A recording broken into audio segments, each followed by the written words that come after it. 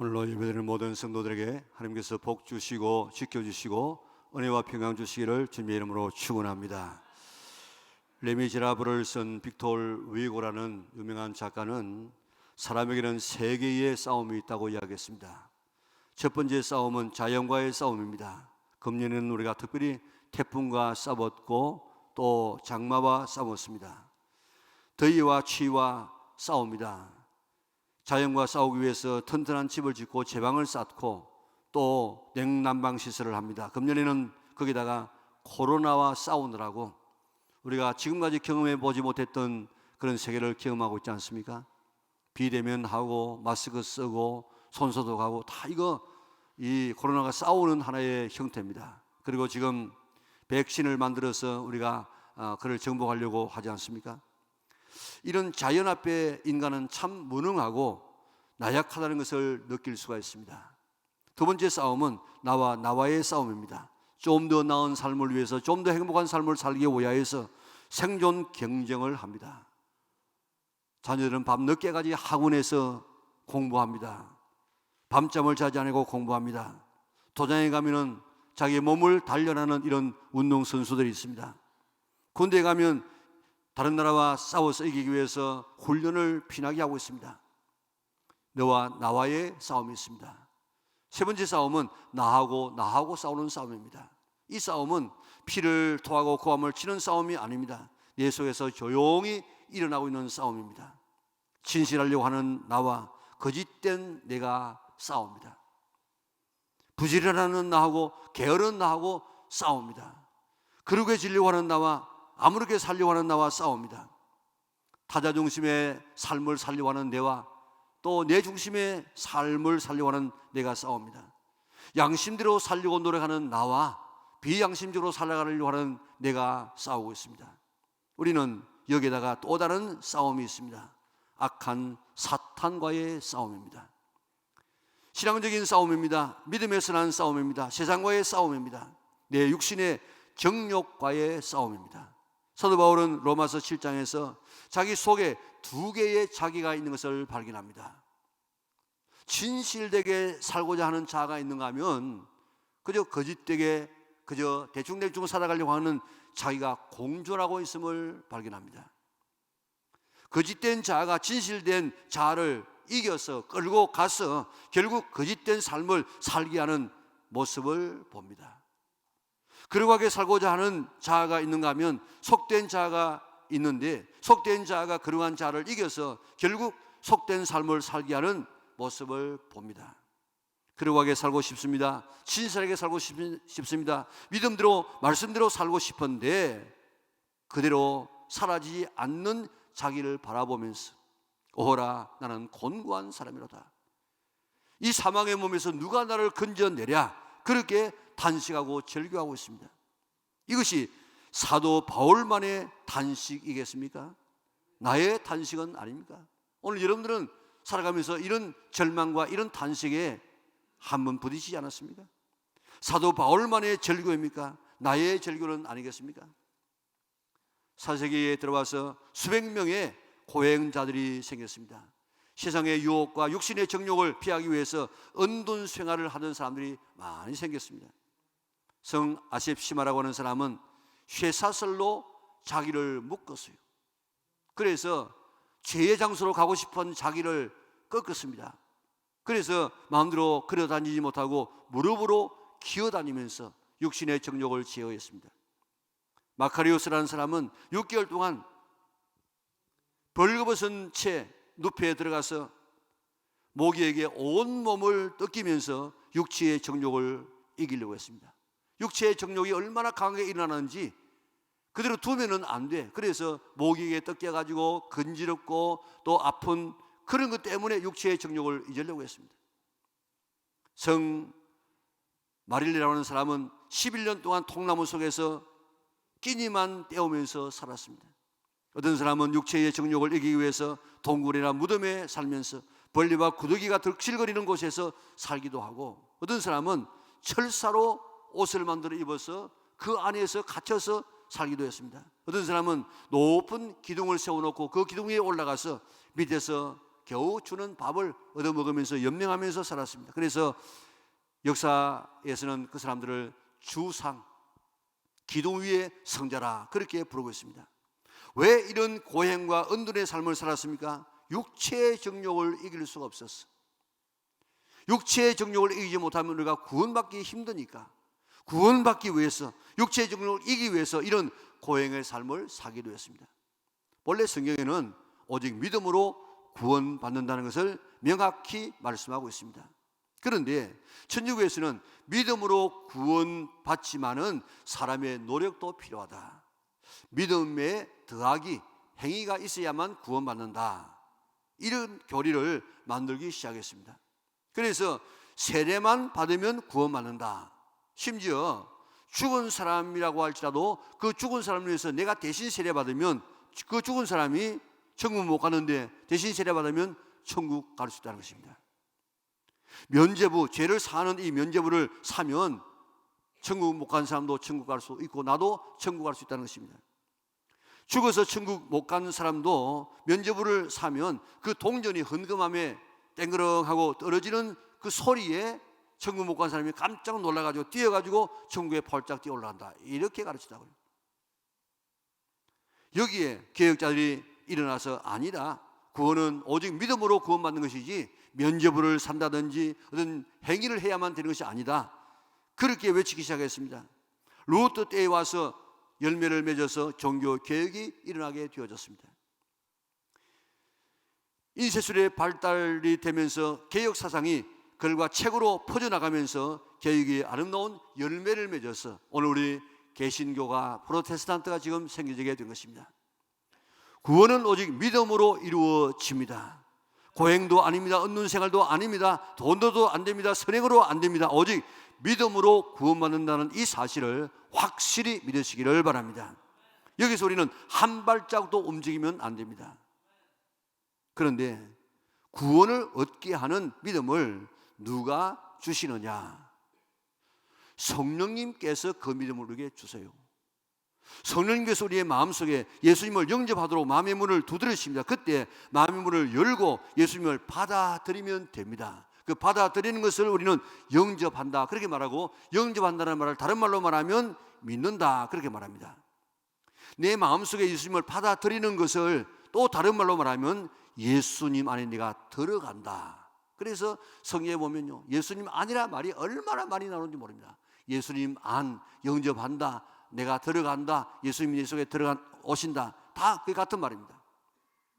예수님 오기 전에는 모든 인류가 오늘 본문에 있는 것처럼 두 가지의 법이 지금 있는데, 하나는 죄와 사망의 법이 지배했습니다. 모든 사람을 다 죄와 사망의 법이 사람들을 얽어매어서 끌고 다녔어요. 죄의 결과로 죽음이 왔습니다. 사탄에게 종로로 되었습니다. 지옥 갈 사람이 되어지고 말았습니다. 그런데 하나님께서 예수님을 이 땅에 보내심으로, 우리 대신 십자가에서 죽게 하심으로 생명과 성령의 법이 지배하는 영역을 만들어 놓았어요. 그 예수님 안으로 들어와 버리면 더 이상 이 사망과 이 죽음의 이 사탄과 지옥의 권세가 미치지 못하는 영역을 하나님께서 만들어 놓았습니다. 그게 바로 예수님 안입니다. 안. 우리 예수님 믿는다는 것은 그 예수님 안으로 들어가는 것입니다. 내가 예수님이 내 안에 영접해서 모셔서 내 안으로 들어오는 것뿐만 아니고 내가 예수님 안으로 들어가는 것, 이게 바로 예수님 믿는 것입니다. 2017년 11월 3일 날 북한 군인 오청성이라는 25살 먹는 이 청년, 이 군인이 판문점을 넘어서 기순했습니다.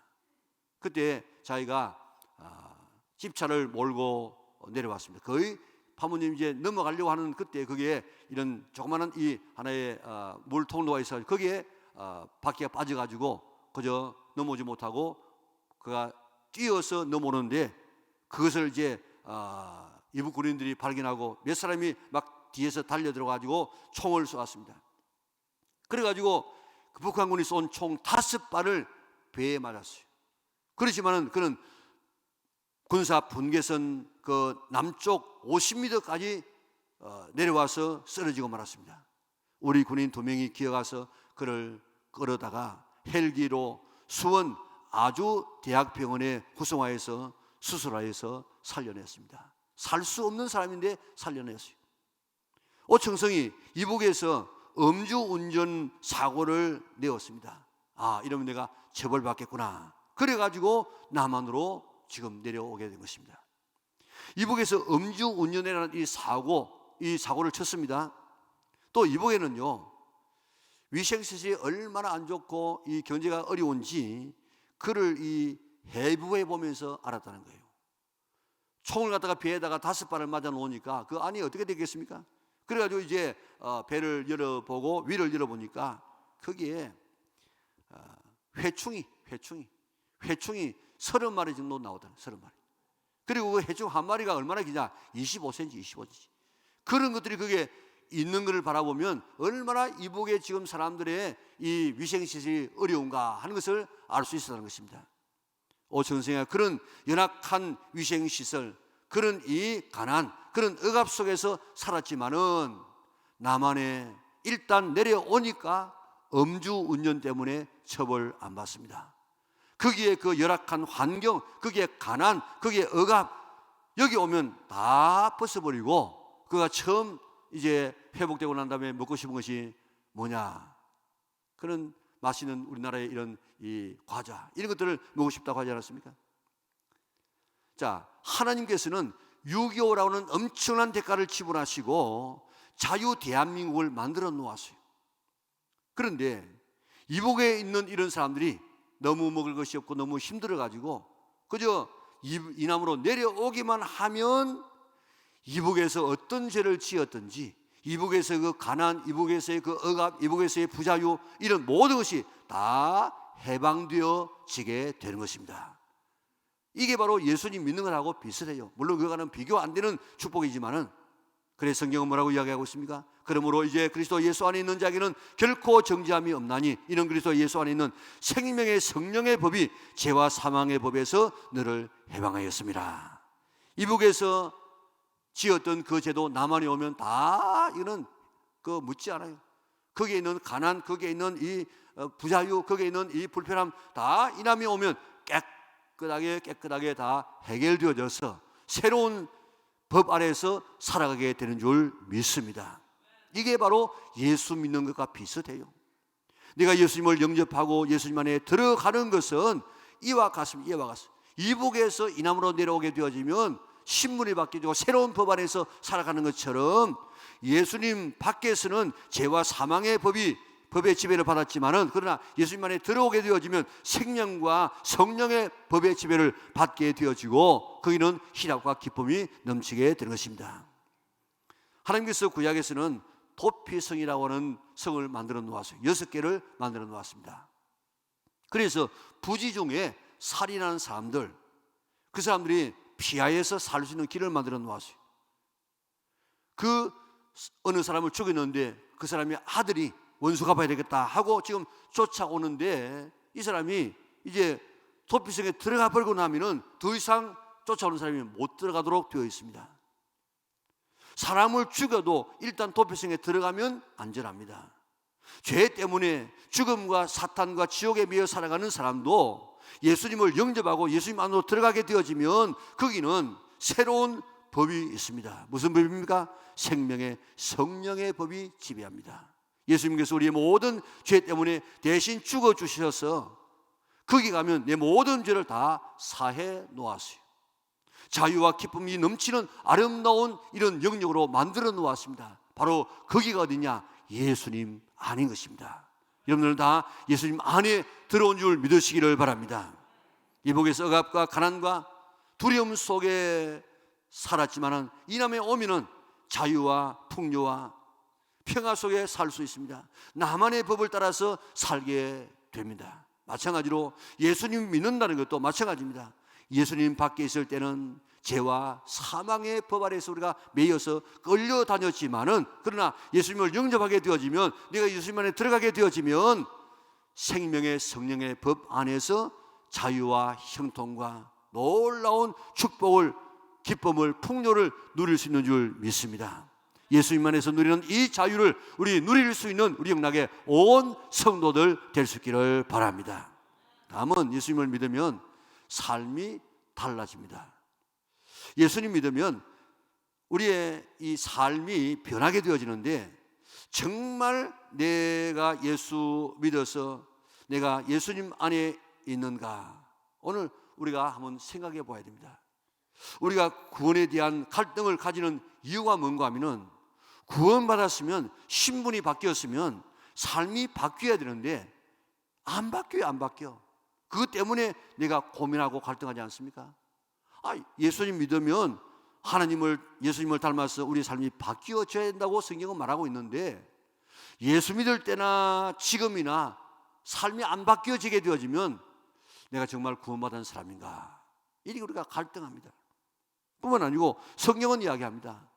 예수님을 믿으면 삶이 바뀌어진다. 나무가 바뀌어져서 열매를 딴 나무의 종류를 따라서 열매가 달라지는 것처럼 우리의 삶의 열매가 달라진다고 이야기하고 있는데, 우리 이게 안 달라지게 되어지면 나는 정말 구원받은 사람인가, 내 스스로 이렇게 내 자신을 갈등하게 되는 것입니다.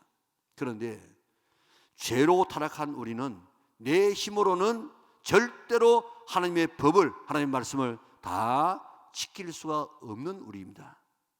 성경에서 말하는 613가지의 이 법을 우리 힘으로는 못 지켜요. 10계명만 봐도 10계명의 이 10계명의 10계명을 하나하나 우리가 지키면 그 정신대로 지켜나갈 사람이 육신을 가지고는 없습니다. 타락한 인간의 육신으로는 하나님의 법을 지킬 능력이 없기 때문에 하나님은 그것을 지킬 수 있는 방법을 마련하십니다. 그게 바로 성령님이십니다. 오늘도 말씀하고 있죠. 우리 3절 4절 우리 자세히 한번 읽어보세요. 같이 읽겠습니다. 율법이 육신으로 말미암아 연약하여 할 수 없는 그것을 하나님은 하시나니 곧 죄로 말미암아 자기 아들을 죄 있는 육신의 모양으로 보내어 육신의 죄를 정하사 육신을 따르지 않고 그 영을 따라 행하는 우리에게 율법의 요구가 이루어지게 하려 하심이니라. 아멘. 죄로 타락한 우리는 하나님의 율법을 지킬 수가 없어요. 우리는 선을 행할 능력이 우리에게는 없습니다. 죄를 이길 능력이 없습니다. 그런데 하나님은 할 수 있다는 것입니다. 뭐로요? 그의 성령을 따라 행하는 우리에게 율법의 요구를 이루어지게 하신다. 내 힘으로는 안 되는데 그의 성령을 따라 행하는 우리에게 율법의 요구, 율법을 지킬 수 있는 능력을 우리에게 주신다는 것입니다. 내 힘으로는 하나님의 법을 행할 수가 없지만은 성령을 따라서 행하면 성령의 능력으로 하나님의 법을 지켜나갈 수가 있다는 것입니다. 에스겔서 36장 27절도 우리 같이 한번 볼까요? 또 내 영을 너희 속에 두어 너희로 내 율례를 행하게 하리니 너희가 내 규례를 지켜 행할지라. 아멘. 이 현대어 성경에는 아주 잘 번역을 해놓았습니다. 성경에 이렇게 되어 있습니다. 내가 이렇게 내 영으로, 하나님의 영으로 너희를 가득 채워 놓아 너희가 내 뜻에 따라 생활하고 내가 준 모든 계명을 지키며 실천하는 사람들이 되게 만들겠다. 하나님께서요, 우리 힘으로는 안 되지만은 성령께서 우리 속에 가득하게 채워져 가지고 성령의 이런 이 뜻을 따라서 행함으로 우리가 하나님의 계명을 지킬 수 있도록 내가 만들겠다. 하나님께서 그렇게 만들겠다고 이야기했어요. 구약시대에 이미 성령님을 보내주셔서 하나님의 말씀대로 살게 하겠다고 말씀을 약속해 놓고 있습니다. 그래서 오순절날 성령을 주셨습니다. 사마리아로, 가이사라로, 에베소로, 영국으로, 미국으로, 우리나라로 지금도 여기에 오셔가지고 오늘도 마음의 문을 열어서 예수님을 영접하게 만들고 말씀을 깨닫게 하고 이제 말씀을 따라서 성령을 따라서 살게 해서 하나님의 자녀답게 살아가는 이런 역사를 누가 하느냐? 성령께서 하신다는 것입니다. 신앙생활에 있어서 최고의 축복은 성령 충만입니다. 신앙생활에 있어서 가장 중요한 것도 성령의 충만입니다. 20세기의 신학자 가운데 가장 큰 영향력을 미친 사람이 칼 발트라는 신학자입니다. 목사님이십니다. 자, 그런데 20세기에서 교회 부흥을 가장 많이 일으킨 그 부흥사가 누군가 하면 빌리 그레임입니다. 이분들이 우연하게 스위스에서 휴가를 보내게 되어졌습니다. 그때 빌리 그레임 목사님이 그 최고의 신학자, 성경 전체를 다 이렇게 다 꿰뚫고 있는 이런 신학자에게 물었습니다. 당신이 신학을 연구해 보니까, 성경을 연구해 보니까 제일 강조해야 될, 성경에서 제일 강조해야 될 것이 무엇입니까? 그렇게 물었더니 갈발트가 조금도 주저하지 않고 생각도 하지 아니하고 성령이지요, 그렇게 했습니다. 이처럼 성령님이 오늘 우리 예수님 믿고 난 다음에 최고의 이런 축복이 바로 성령 충만입니다. 성령님이 아니고는 예수님이 믿어지지도 않습니다. 성령님이 아니고는 말씀대로 살아지지도 않습니다. 성령님이 아니고는 능력 있는 일꾼이 될 수도 없습니다. 성령님이 아니고는 마귀와 사탄을 이길 수가 없습니다. 신앙은 처음부터 끝까지 성령님의 사역입니다. 성령님의 역사 없이 쓰임받는 사람이 어디 있는가 한번 찾아보세요. 민수기 27장에도 보면 하나님께서 여호수아를 사용하여서 모세의 후계자로 삼으시는데, 거기 보니까 눈의 아들 여호수아는 그 안에 영이 머무는 자니. 왜 사용했느냐? 여호수아 안에는 성령이 머무는 사람이었어요. 사사기를 보세요. 왜 사사들을 사용했는가? 사사들은요 그저 평범한 사람들이었습니다. 그런데 성령께서 임하니까 완전히 다른 사람으로 바뀌어져 가지고 민족을 구원하지 않습니까? 왜 하나님께서 다윗을 사용하시는지 아십니까? 사무엘이 기름병을 가져다가 그의 형제에게 부었더니, 그의 형제 곧 그에게 다윗에게 부었더니 이날 이후로 다윗이 여호와의 영에게 크게 감동되니라. 기름 붓고 나니까 성령의 감동을 받아가지고 다윗이 성령 충만 받으니까요, 시편 150편인데 100편 가까이 다윗이 썼다고요. 그게 그저 우리가 시를 쓰는 것처럼 이렇게 쓰는 것이 아니고 앞으로 수백 년 뒤에 일어날 메시아가 어떻게 고난받게 될 것인가 하는 이런 이 예언시까지 썼다고요. 그리고 저 예루살렘의 성전은 하나님 나라의 성전의 예루살렘의 모형이에요, 모형. 그런데 그 성전 설교들을 누가 그리느냐? 다윗이 그립니다. 그 자기 마음대로 그런 게 아니고 하나님께서 성령으로 하나님 나라를 보게 만들고 그것을 그려가지고 솔로몬으로 하여금 성전 짓도록 하지 않습니까? 이렇게 성령님 아니고는 아무것도 안 돼요. 예수님의 제자들을 보세요. 야고보, 요한, 대단히 과격한 성격의 사람입니다. 사마리아로 지나갈 때 사마리아 사람들이 못 들어와 하고 이렇게 거부하니까 예수님 이것들 다 하늘에서 불이 내려가지고 태워 죽여버리십시다. 이렇게 과격한 사람이 나중에는 사랑의 사람이 되어져가지고 사랑의 사도라고 하지 않습니까? 이게 왜 그러니까? 성령 받게 되니까. 베드로 보세요. 주님을 위해서 내가 죽겠습니다, 오기도 갇히고 절대로 주님 배신하지 않겠습니다. 그거 거짓말한 게 아닙니다. 진실이에요. 그렇게 하고 싶었는데 그대로 안 되는 것이 베드로의 삶이었는데, 그러나 베드로가 성령 충만 받고 나니까 그런 스스로 그런 거꾸로 십자가에 못 박여서 순교의 제물이 되지 않습니까? 우리나라에 일어났던 평양 대부흥 보세요. 하디라는 선교사가 의사입니다. 그런데 선교에도 선교의 결과가 안 나타나. 그런 생각했습니다. 이 미개한 조선 사람들이 내 말을 못 알아들어가지고 이게 복음이 전파 안 되구나, 그렇게 생각하고 조선 사람들을 멸시했습니다. 그런 어느 날 하나님 앞에 기도하는데 성령께서 임하셨어요. 보니까 조선 사람들의 미개함이 아니고 자기의 불찰이라, 자기의 죄를 회개했습니다. 그때부터 가는 곳곳마다 부흥이 일어났습니다. 평양 1907년도에 평양 대부흥도 바로 이 하디를 통해서 일어난 부흥 아닙니까? 그래서 이 짧은 기간 안에 우리나라가 이렇게 복음화된 것도 성령님이 아니고는 할 수가 없었습니다. 그래서 예수님께서 성령 받지 아니하고는 예루살렘 떠나지 말아라, 아무 일도 하지 말아라. 예수님도 성령 받으시고 사역하시고 성령으로 귀신 쫓아내고 성령으로 병 고치시고 부활 후에 첫 마디가 성령 받으라고 하셨고, 성천하시면서도 마지막 말씀이 성령의 세례를 받으라 하셨고, 예수님께서 재림에 오셔서 천국에 데리고 갈 자도 성령의 기름을 준비한 사람만 데리고 간다고 말씀하고 있습니다. 하나님께서 이 성령님을 우리에게 주셔서 육신을 따르지 아니하고 성령을 따라 행하여서 말씀대로 살아서 구원받게 하시겠다고 말씀하고 있습니다. 그러므로 이제 육신의 생각대로 살지 말고 성령의 생각을 따라서 살아가는 성도들 되시기를 바랍니다. 6절에 보면요, 육신의 생각은 뭐라고요? 사망이요, 영의 생각은 생명과 평안이라. 육신의 생각은 어떠다고요? 하나님과 뭐가 돼요? 원수가 돼. 13절에 보면 너희가 육신대로 살면 어떻게 한다고요? 반드시 죽을 것이로되 성령으로서 몸의 행실을 죽이면 살 것이라. 그러면 도대체 육신의 생각이 뭡니까? 육신의 생각. 육신의 생각을 갈라디아서는 이렇게 이야기하고 있습니다. 육신의 생각, 육신의 이 정욕은 음행, 더러운 것, 호색, 우상숭배, 주술, 원수 맺는 것, 분쟁, 시기, 불법, 분냄, 또 당짓는 것, 분열, 또 이단, 투기, 술취함, 방탕, 이 모든 것들이 다 이 육신의 생각이고 육신의 정욕이라고 이야기하고 있습니다.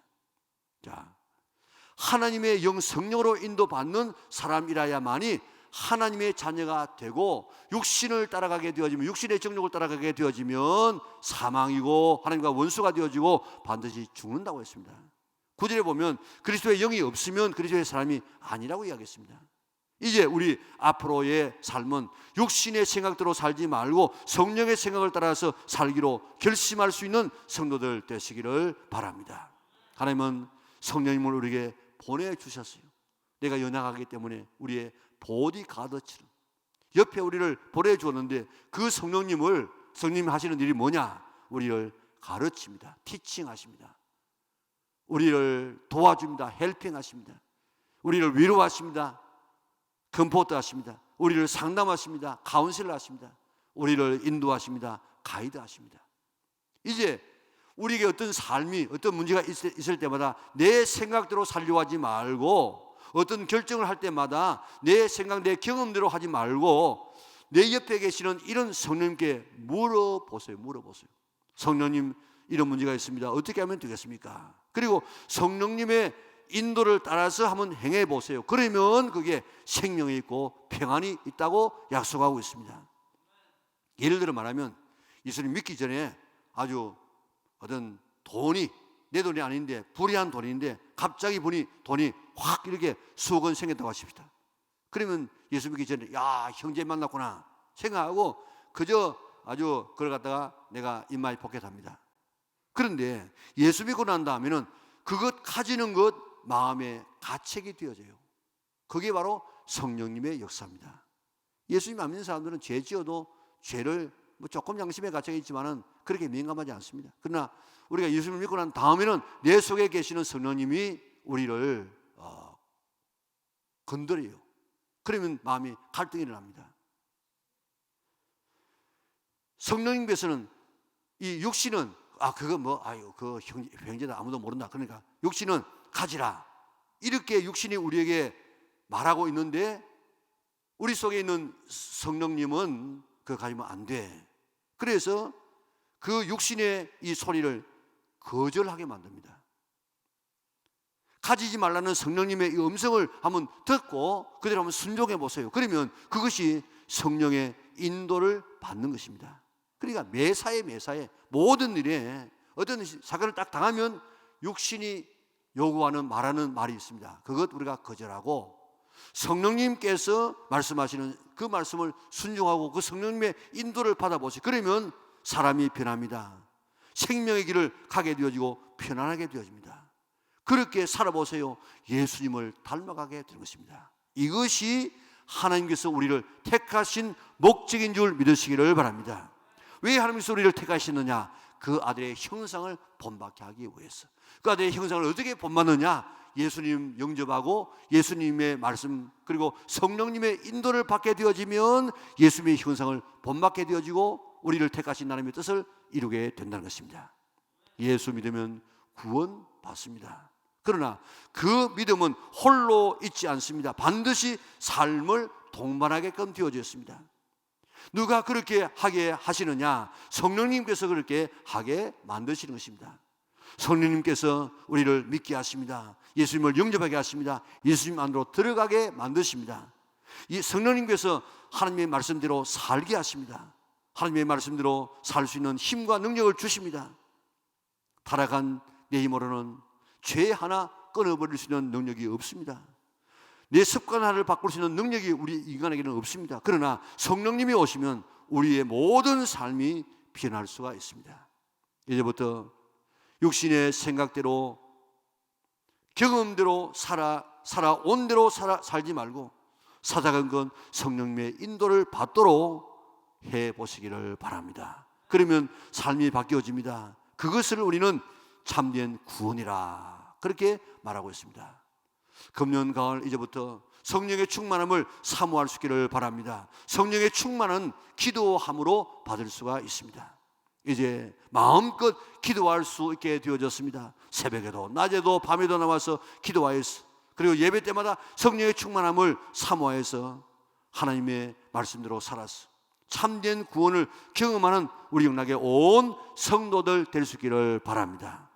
성령의 인도함을 받지도 않으면서 삶도 변화되지 않으면서 나는 구원받았겠지 이렇게 착각하지 말고 성령으로 거듭나고 성령의 인도를 받아서 살아서 예수님 닮아가는 삶으로 참 구원받은 하나님의 자녀가 되어졌어. 오늘로 주님 앞에 설 때에 주님 앞에 떳떳하게 설 수 있는 이런 참 구원을 받아야 됩니다. 그 구원은 어떻게 받는다고요? 내가 영접하고 내가 예수님 안에 들어가고 그리고 그 성령님의 인도함을 받고 내 육신의 소욕과 육신의 음성을 듣지 않고 거절하고 성령의 음성을 따라서 살게 되어지면 성령의 인도를 받게 되어지면 이게 곧 하나님의 아들이라 자녀라 그렇게 말씀합니다. 이거를 완전한 구원이라고 이야기하고 있습니다. 우리 삶은 따라가지 아니하고 내 육신의 소욕대로 살아가면서 나는 구원받았겠지 그렇게 착각하지 말고 우리 성령의 인도함을 받아서 정말 하나님의 자녀답게 참 구원받아서 하나님 앞에 설 수 있는 우리 영락의 온 성도들 될 수 있기를 주님의 이름으로 축원합니다.